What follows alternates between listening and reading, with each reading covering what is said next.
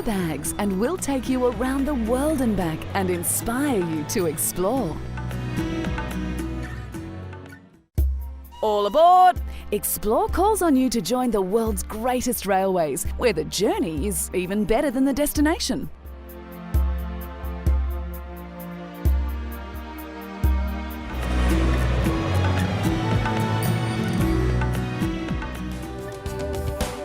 If you don't own a mobile phone, if you have a watch you still have to wind, if you like your tea brewed in a pot for a good 5 minutes, then you'll love the pace of this famous train journey to the tea-growing town of Darjeeling at the foothills of the Himalayas.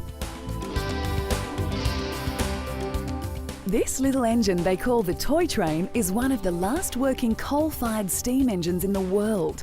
With Herculean courage, it climbs the 7,200 feet from the Siliguri Plain to the railway's highest point at Goon, and then descends into Darjeeling at 6,800 feet. The eccentric route loop curves, doubles back, making sure the 88-kilometre journey takes a leisurely 9 hours.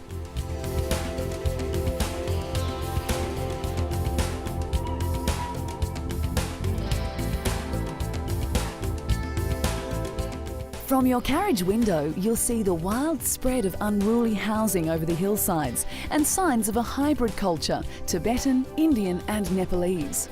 Beyond the settlements, on a clear day, you can see the western Himalayas rising like dream from the horizon.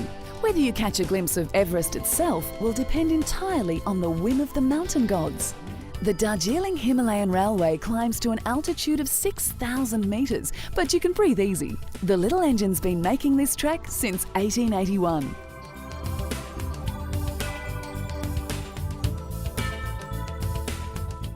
It is precisely the high altitude and wet climate of the Himalayan hills that gives Darjeeling tea its delicate flavour and special aroma.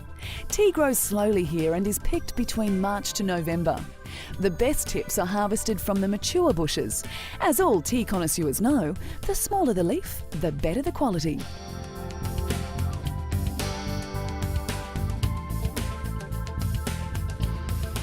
Train lovers all over the world have a huge affection for this mighty little railway, considered an engineering triumph even by today's standards. The little train, called a toy train because of its miniature size, is kept in perfect condition by a team of devoted technicians and even has its own worldwide fan club. The Darjeeling Himalayan Railway Society is an international group based in the UK, boasting 800 members from 24 countries. They come every year to hear the husky whistle and see the steam drift up through the forested hillsides to the high Himalayan plateaus.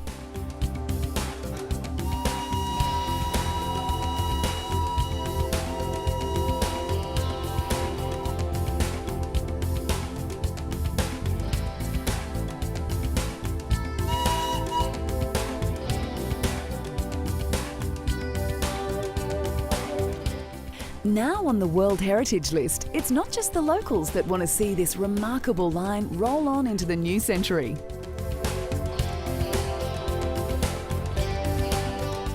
So whether you're a serious rail enthusiast or just married to one, you must take this historic railway journey at least once in your life.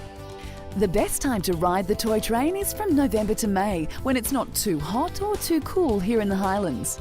Do avoid June through October though, when monsoonal rains are sure to dampen your sense of adventure.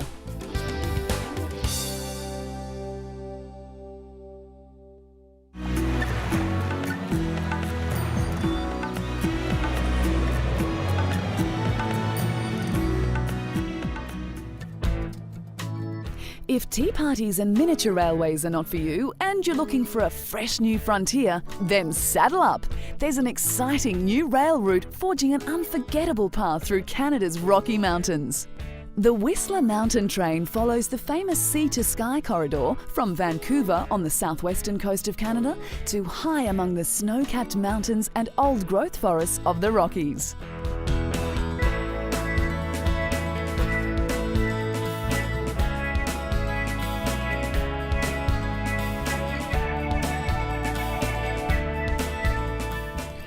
Beginning with a view of the West Coast waters, home to the striking killer whale, past the vigorous water displays of Shannon Falls and Brandywine Falls, and into the rare, rugged Canadian Rockies region, preserved now for more than a century.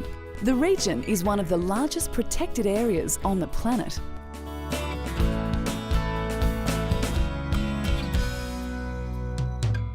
Tourists are drawn here with heroic plans to hunt, fish, canoe and kayak over treacherous waters. But if you think that sounds altogether too perilous, you sound like the perfect passenger for the Whistler Mountain Train. Everyone has the best seat in the house on this comfortable 3-hour journey.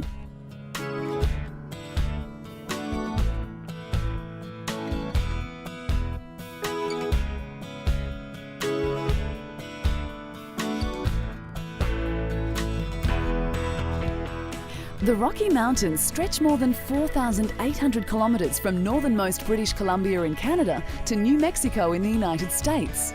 Clean, fresh air, clear blue skies, spectacular gorges and prairies stretching as far as the eye can see. There's nothing quite like Canada's breathtaking expanses. The train driver will happily slow down for your photo opportunities, and even the amateur photographer can't help but come away with masterpieces.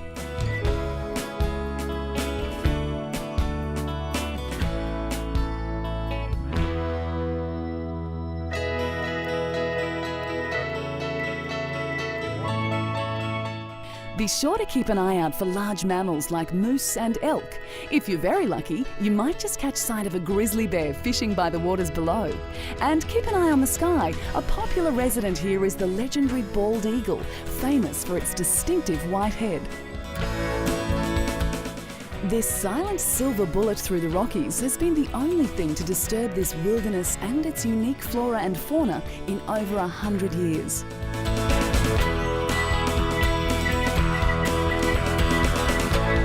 Yes, you could kayak down the savage rivers, climb rocks, wrestle bears and swim with killer whales, but if you've got nothing to prove, then take it easy on the Canadian Whistler Mountain Train, enjoying the afternoon tea served by the friendly staff who must have one of the best jobs in the world. This is 5-star quality train travel, which allows you to sit back, chat with fellow travellers and watch the great Canadian wilderness roll by.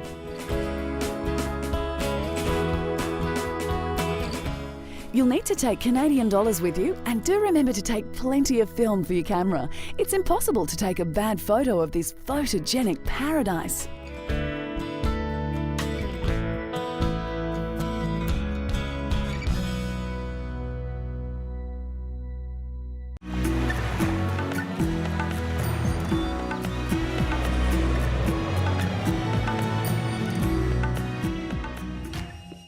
From toy trains to high-tech trains, we love them all. But perhaps the one we're most passionate about is the train lovingly brought out of retirement to run again, bigger and better than ever. It's an historic moment for the Kenyan Railways as the world's largest and heaviest steam locomotive is unveiled, back in full service after 20 years on the scrap heap.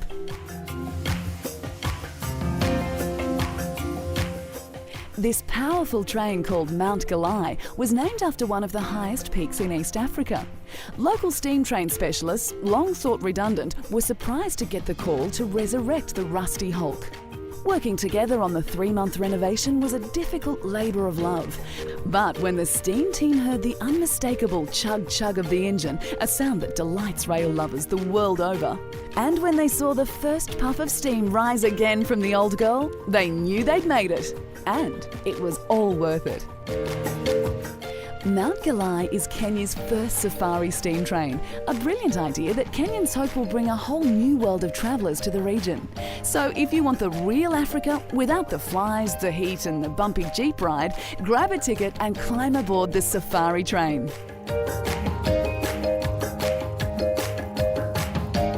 You'll see wild elephants roaming in migrating family groups, and you'll be relieved to be on the train among these buffalo, reputed to be the most dangerous animals to humans in the area.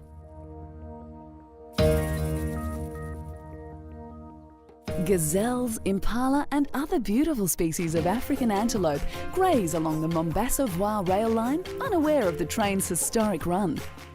Special care was taken to fully repaint the loco in the correct East African rail colour of maroon, and there's been much polishing of her brass and copper piping. The locals are so proud of their new living exhibit that they've even stopped wiping their shoes on the railway lines, which, after the rains, creates the dangerous situation of mud on the tracks. Mount Galai holds 6 third-class day coaches with restaurant and buffet cars. And if you ask nicely, you can even visit the cab of the loco to see what all the fuss is about, and maybe meet one of the passionate steam team themselves.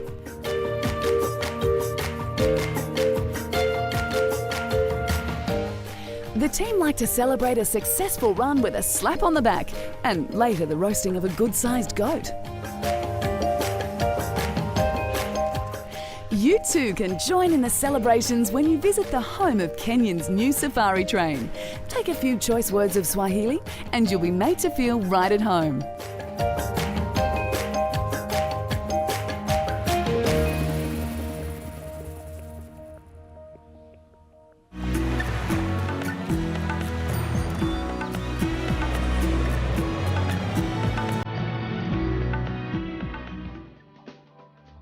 As a 10-year-old girl or boy, did you dream of running a train station and driving a train?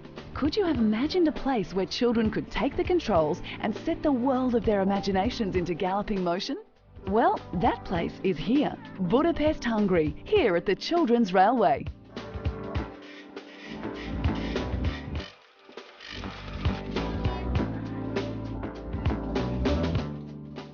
Budapest's Children's Railway is the world's only full-size railway operated almost entirely by children aged 10 to 14. While the engines are driven by adult engineers, it's the children who operate the switches and signals, print tickets and keep passengers informed, and they do this all on their own.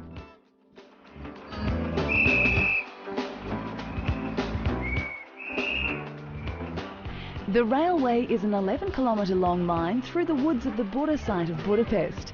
The train stops at 8 forest stations and the entire journey takes 50 minutes. People are nostalgic for the age of steam. Older Europeans can perhaps remember in the distant past the sounds and sensations of this romantic time. But for these young ones, the magic is happening for the first time. A word of warning, please resist the temptation to avoid paying for your ticket. These young workers are very serious about their work. Each one has been hand-picked to help on the railway, with only the most professional and most passionate passing the test. This inspiring experience attracts 400,000 passengers a year who want to see the children-run railway for themselves. The railway operates from September to March, running from 9 o'clock in the morning to 5 in the winter and to 7 o'clock in the warmer summer months. So, is the Budapest Children's Railway the greatest working train set in the world? Why don't you come and find out? You'll be buying your train ticket with the Hungarian currency, the forint. And remember to bring a childlike sense of play to this playground of trains.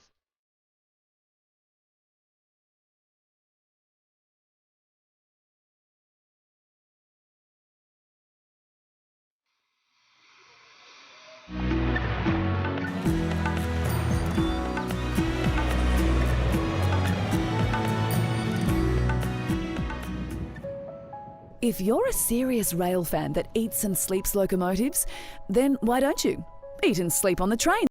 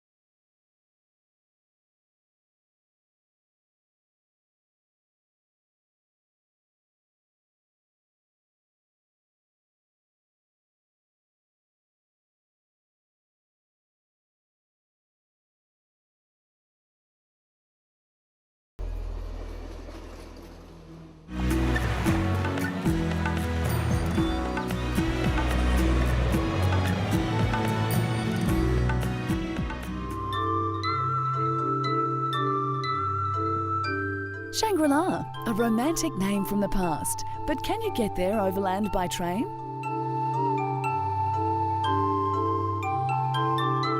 Close to 1 million tourists, mostly Chinese, visit Tibet each year, lured by the magical legend of the famed Shangri-La.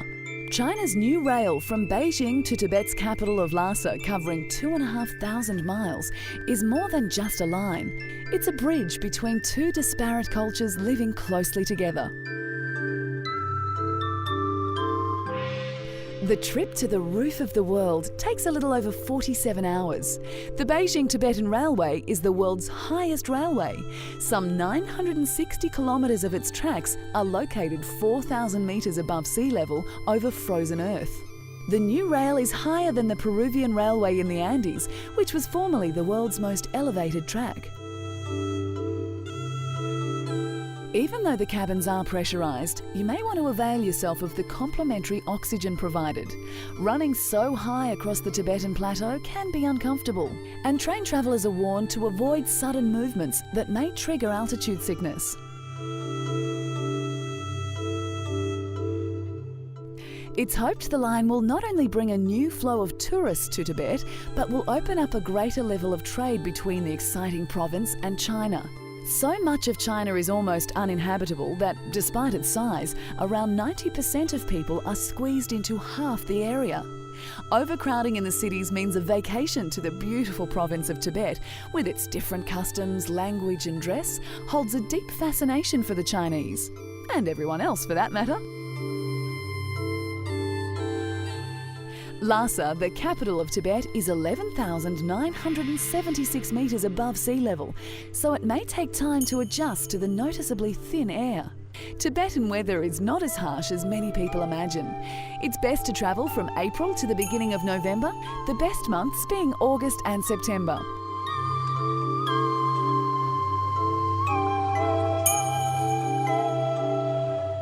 So can you get to Shangri-La at the roof of the world by train?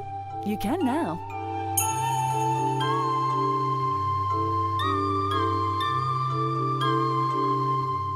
In the past, the only route between China and Tibet was by air. Now you can take the slow train from China, watching the landscape transform from China's rolling mountains and arid basins to the rugged, mystical beauty of Tibet.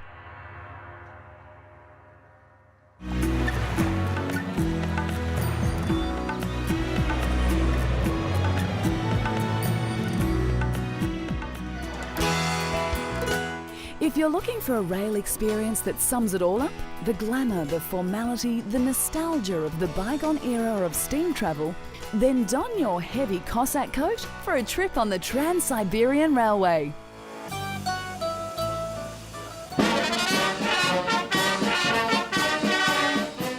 The Golden Eagle, often carrying international royalty and the Russian elite, is given an illustrious send-off as it departs Moscow. This is the archetypal Russian experience, that is if you can afford it. This is a 2-week journey back in time, through vast pine forests, over the Ural Mountains and across the Siberian tundra to the Pacific Ocean. The trip covers 9,300 kilometres from Moscow to Vladivostok in one of the longest train journeys in the world.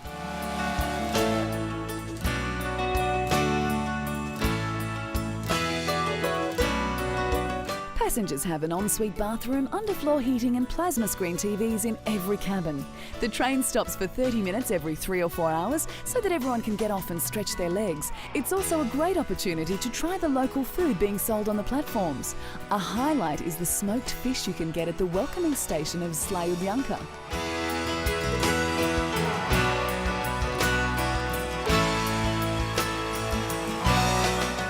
Do seize the opportunity to ride across Siberia to the Russian city of Vladivostok, which has only been open to tourists since 1997.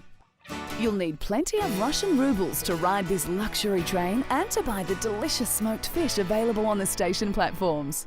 It's your stop. See you next time when we welcome you aboard again on Explore.